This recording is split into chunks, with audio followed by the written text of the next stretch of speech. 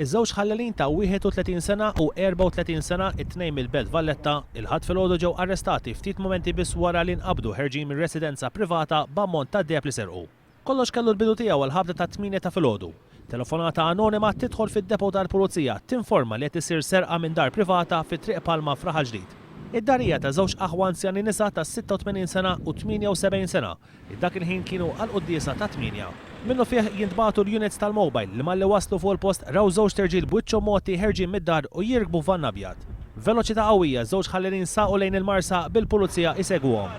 Ir-Raħal Ġdid il-ħallelin saqu lejn Vjar Sir Paul Boffa u ġibdu lejn iċ-ċimiterju tat-Torok. Minn hemm daru lejn triq il-Belt Valletta fejn hemmhekk wieħed minn ħallelin li kien fuq wara tal-van beda jwaddab l-affarijiet li kien hemm fil-van fid-direzzjoni tal-Pulizija fosthom sufan, spanners, turnavit u anke sellum.